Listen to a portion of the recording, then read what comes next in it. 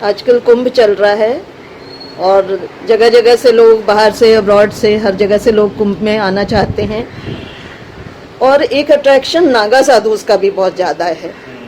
लोग उनके साथ पिक्चर्स खींचते हैं और साथ में देखने जाते हैं और वो तरह तरह की हरकतें करते दिखाई देते हैं। तो ये सब क्या है, इसके बारे में कुछ बताएंगे? देखिए, नागाज जो है ना, इनके बारे में बहुत मैंने शोध नहीं किया है, तो बहुत ज़्यादा जानकारी इस तरह से नहीं है मुझको कि उनके अंदर क्या चलता है क्या नहीं चलता है। लेकिन जितना मैं जानता हूँ उनके बारे में, तो ये एक प्राचीन संप्रदाय है और आदि शंकराचार्य ने इनको प्रमोट किया था। और मूल रूप से ये जो अखाड़े रहे हैं, या जो जिसको ये लोग सनातन धर्म का एक फैलाव कहते रहे हैं, उसकी रक्षा के लिए they are kind of militant. उनके लड़ाके हैं, उनके सेफ गार्ड करने के लिए एक योद्धा के तौर से इनको विकसित किया गया, इनको ट्रेन किया गया। तो साधु और योद्धा, इनका एक मिक्सचर इनको बनाया गया। इसलिए इनको हथियार चलाने के लिए ट्रेनिंग दी गई, तमाम तरह के। और आधुनिक समय में तो जो आधुनिक हथियार हैं, वेपन्स हैं, उनकी भी ट्रेनिंग इनको दी गई। बाकी तो त्रिशूल और इस तरह की चीज़ें लोग अपने साथ रखते ही रहे। हालांकि कुछ जगह पर ऐसी भी मान्यता है कि बहुत प्राचीन समय में मोहनजोदड़ो सभ्यता में भी इनकी उपस्थिति दर्ज हुई है। जो वहाँ के सिक्के पाए गए, उन पे इनकी ऐसी इमेजेस हैं, ऐसी तस्वीरें हैं जहाँ पर ये शिव की पशुपतिनाथ के रूप में पूजा करते हुए दिखाई देते हैं और उनको नागा साधु की तरह रिकॉग्नाइज किया गया।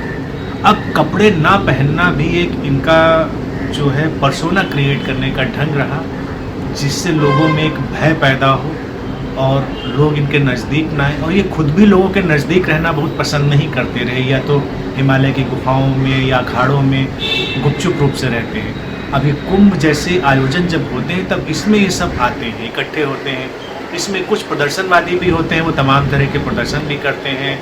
तमाम तरह के इसमें मिले जुले नकली नागाज भी हैं जो लोगों को तमाम तरह से ठगने का भी काम करते हैं। लेकिन हाँ, कुछ इसमें जो हैं वो साधक भी हैं, तपस्वी भी हैं, और वो एक तरह से बड़ा अच्छा कॉम्बिनेशन है साधु और योद्धा का। जापान में भी इस पर जैसे अलग ढंग से काम हुआ। वहाँ ज़ेन में एक ऐसी उन्होंने व्यवस्था बनाई थी कुछ लोगों की, जहाँ पर वो मेडिटेटर भी हो और वॉरियर भी हो। तो वहाँ एक उसके सिंबल के रूप में एक मूर्ति भी वो लोग अपने रखते हैं मॉनेस्ट्रीज में, जिसके एक हाथ में तलवार होती है और एक हाथ में दीपक होता है। और अगर दीपक को आप जलाएं तो एक तरफ से दीपक की रोशनी पड़ती है चेहरे पर, और तलवार से रिफ्लेक्ट होकर दूसरी तरफ से रोशनी पड़ती है। यानी कि वो दोनों से आलोकित है, दोनों तरह से उसके अंदर प्रकाश है, योद्धा का भी और साधना का भी, साधु का भी, ज्ञानी का भी। नागा जो भारत में परंपरा रही, इनको भी उसी स्ट्रक्चर में ढाला गया कि वो एक तरफ से साधु हैं, तपस्वी हैं, लेकिन योद्धा भी हैं। वो अपनी रक्षा भी करना जानते हैं और जो उनकी व्यवस्थाएं रही हैं उनकी रक्षा करना भी जानते हैं। आमतौर से तो यही रहा है कि वो लोग बेवजह कहीं आक्रमण नहीं करते रहे, और अगर उनके ऊपर आक्रमण किया गया तो उससे रक्षा का काम किया। भारत में देखिए लंबे समय तक गुलामी की एक व्यवस्था रही, जिसमें तमाम आक्रमण होते रहे। इन आक्रमणों से अपने को बचाए रखने के लिए, उनसे सुरक्षित बने रहने के लिए हिंदुओं ने इस व्यवस्था का निर्माण किया। तो उस दृष्टि से ये खूबसूरत है। इसमें लोगों को लगता है प्रदर्शन जैसा, लेकिन ये कोई प्रदर्शनवादी व्यवस्था नहीं रही है। और इन लोगों के अंदर जो शिव भक्ति है वो मुख्य रूप से पाई जाती रही। शमशान की राख लपेट कर रहते हैं, और सारे के सारे नागा ऐसा नहीं है कि कपड़े नहीं पहनते हैं। उसमें से कुछ हैं वो नेकेड भी रहते हैं, कुछ हैं वो कोई लंगोटी या कुछ मामूली सा कपड़ा पहनते भी रहते हैं, और अपने एकांत में, सेक्लूजन में रहते रहे। उनकी अपनी परंपरा है, उनको उसी दृष्टि से देखा जाना चाहिए। और रहा सवाल उनके अंदर जो ये उनका न्यूडिटी आई या उनका दिगंबर स्वरूप आया, तो उसमें कई बार प्रश्न ये भी उठता है कि उनके इस व्यवस्था में जो उनकी सेक्सुअलिटी है उसका क्या रोल है। तो इसमें ये चीज़ देखना चाहिए कि ये भी उन लोगों का व्यक्तिगत निर्णय हो सकता है। तमाम जो साधु हैं उनका अपना व्यक्तिगत निर्णय हो सकता है कि वो उस काम वासना से दूर रहने का निर्णय लें, और किसी का व्यक्तिगत निर्णय ये भी हो सकता है कि वो उसमें उतरने का निर्णय लें। ये तो व्यक्तिगत चुनाव है, इसमें कोई बहुत महत्व की बात नहीं है। महत्व की बात बस यही है, और उसको अगर इस दृष्टि से देखें तो खूबसूरत भी है कि साधु और योद्धा का एक कॉम्बिनेशन। अब उन्होंने वेश क्या बनाया ये उस देश काल परिस्थिति पर निर्भर करता था, लेकिन आज की देश काल परिस्थिति के हिसाब से भी अगर हम देखें, जो मेडिटेटर है उसको स्ट्रांग होना चाहिए। अगर मेडिटेटर कमज़ोर हो तो ज़रूरी नहीं, अच्छा नहीं है। मेडिटेटर को स्ट्रांग होना चाहिए। अब देखिए, बुद्ध के प्रभाव में बौद्ध धर्म जब चीन गए तो उन्होंने जब मॉनेस्ट्रीज को देखा तो उनको दिखाई दिया कि वहाँ के जो भिक्षु हैं, उनके जो मेडिटेटर हैं, बहुत कमज़ोर हो गए हैं और वो संसार का सामना ही नहीं कर पाते, वहाँ से हार जाते हैं, निराश हो जाते हैं। उसके चलते हुए ही बौद्ध धर्म ने सारी मार्शल आर्ट्स को क्रिएट किया, उनको एक तरह से खोजा और उनको सिखाया। तो वहाँ की मॉनेस्ट्रीज में बौद्ध धर्म के प्रभाव में सारी मार्शल आर्ट आई, और उस पर भी उन्होंने यही कंसेप्ट लिया कि जो साधक है, जो मेडिटेटर है, उसको शक्तिशाली भी होना चाहिए। लड़ाई नहीं लड़ने जाना उसको किसी के ऊपर आक्रमण नहीं करना है, लेकिन उसको अपनी प्रतिरक्षा करना भी आना चाहिए और अपने ढंग से जीने की शक्ति भी उसके अंदर होनी चाहिए। उसके लिए ज़रूरी है। तो नागा जो संप्रदाय है, ये देश काल परिस्थिति में उस तरह से निर्मित हुआ। आज के नए युग में हम उसको नए ढंग से भी रिडिफाइन कर सकते हैं, उसको अलग तरह से हम ढाल सकते हैं, लेकिन कॉन्सेप्ट जो है वो अच्छा है, बेहतर है। आप शायद ये इन सारी बातों से यही लग रहा है कि साधक को लोग बहुत कमज़ोर मानते रहे हैं। तो अगर ये सारी चीज़ें हैं तो साधक का ये भी पता चल रहा है कि कोई साधु जो है वो अपने आप को प्रोटेक्ट करना भी जानता है, और ये चीज़ शायद दिखाने का प्रयास किया गया है इस परंपरा में। बिल्कुल बिल्कुल, इसमें कोई बुराई नहीं। जैसे साधक या ध्यानी को लोग बिल्कुल घोंघा समझ लेते हैं। हाँ। कोई भी आएगा पैर रख के चला जाएगा, कोई भी आएगा मार के चला जाएगा, और साधक ऐसा है बस मूर्ति की तरह बैठा हुआ है, शांत, कुछ बोलेगा नहीं। अरे साधक प्रतिक्रिया करेगा, प्रतिरक्षा करेगा, अगर कहीं ज़रूरत होगी क्रांति की तो क्रांति करेगा, प्रतिरोध करेगा, जवाब देने की ज़रूरत होगी तो जवाब भी देगा।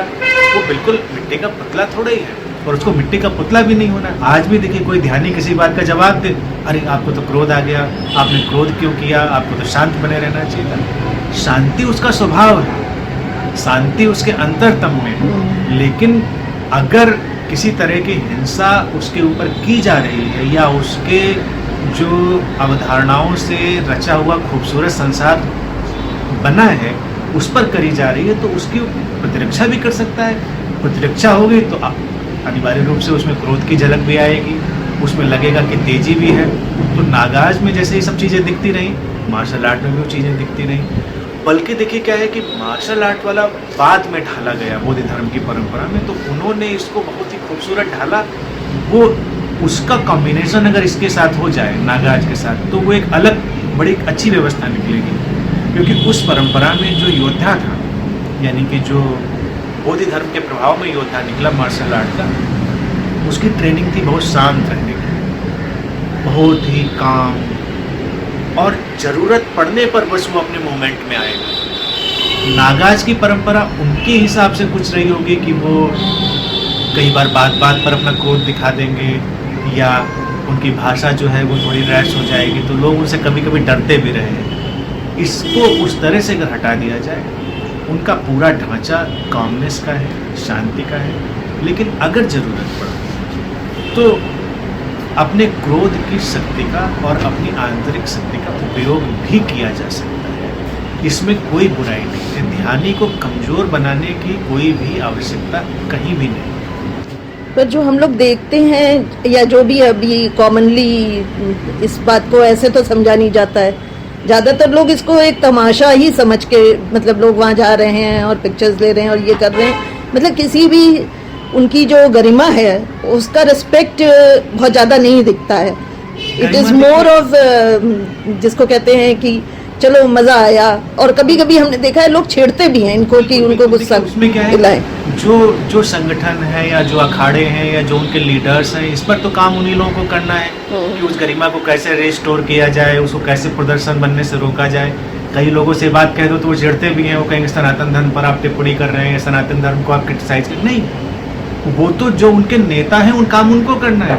आप उनको एग्जीबिशन क्यों बना रखे हैं? जैसे हम ही लोग अभी कुंभ गए तो वहाँ पर एग्जीबिशन की तरह उनको बिठा रखा है, कहीं कोई पैसे लेके फ़ोटो खिंचवा रहा है तो कहीं कोई कुछ कर रहा है। वो प्रदर्शन वृत्ति में लगे हुए हैं लोग, उससे उनको हटाना होगा तो उनकी गरिमा रिस्टोर होगी। इसमें कोई उनकी गरिमा को नष्ट नहीं कर रहा है, वो खुद कर रहे हैं। जो उनके लीडर्स हैं उनको इस पर ध्यान देना पड़ेगा कि इन चीज़ों को ना प्रमोट किया जाए, बल्कि जो वास्तविक उसकी अवधारणा है, जो उसका रियल कॉन्सेप्ट है, सात्विकता और शक्ति का समन्वय, मेडिटेशन और जो इनर पावर है, स्ट्रेंथ है, उसका कॉम्बिनेशन, मेडिटेटर और वॉरियर का कॉम्बिनेशन, तो उससे प्रदर्शन की सारी चीज़ों को हटा लेना पड़ेगा, तब जाके वो चीज़ रिस्टोर होगी।